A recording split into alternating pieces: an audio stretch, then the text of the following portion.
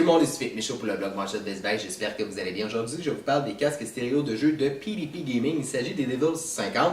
J'ai la version pour PlayStation 4 et la version pour Xbox One. Ce qui différencie les deux casques de jeu, ben, c'est en fait tout simplement leur couleur.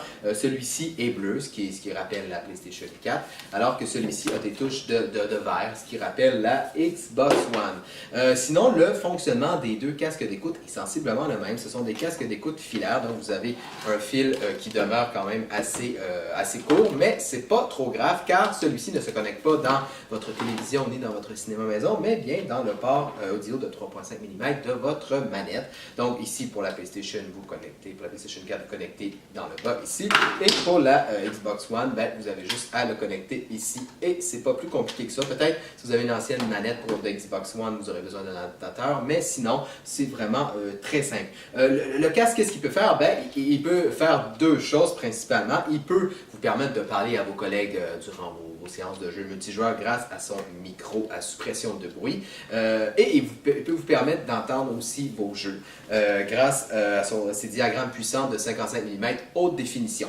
Le microphone, donc comme j'ai dit, il est doté de la suppression de bruit. Qu'est-ce que ça fait? En fait, c'est que dans vos jeux, ben, vos collègues risquent de mieux vous entendre, de moins bien entendre les sons environnants et pas entendre d'espèces de... Et comme vous pouvez voir ici, le microphone se baisse et se monte. Quand il est positionné de cette façon-là, donc vers le haut, le microphone ne fonctionne pas. Ce qui est pratique, c'est quand vous pouvez le mettre de cette façon-là si vous jouez à des jeux en solo, par exemple à des FPS en solo et vous n'avez pas besoin de microphone, alors vous avez juste à le mettre comme ça. Et si jamais vous avez besoin du microphone, vous le descendez de cette façon-là. Et comme vous pouvez voir, ben, le microphone est directionnel, il se met à peu près de n'importe quelle façon. Le casque lui-même est ajustable selon toutes les configurations de tête imaginables. Sinon aussi sur le côté droit, vous avez un petit contrôleur, en fait un petit cercle qui se tourne, c'est une molette de contrôle audio tout simplement. Donc au lieu de passer dans les paramètres de vos jeux ou paramètres de la console, ben, vous pouvez monter ou descendre facilement le volume de votre jeu en passant par ce petit bouton-là.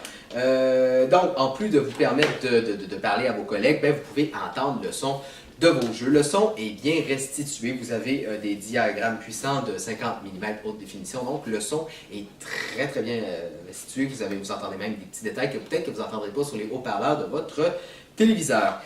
Aussi, ben, le casque, étant donné que c'est un casque de jeu, ben, et on veut pouvoir le porter pendant de longues séances de jeu de 1, 2, 3 heures sans avoir mal à la tête ou avoir l'impression d'avoir la tête dans un étau, ben, c'est ce que fait ces casques-là. Ils sont légers, les coussinets sont en tissu et aident à faire respirer les oreilles, tout en vous isolant des bruits environnants, il faut quand même le préciser. Le casque est très léger, donc vous pouvez le porter vraiment.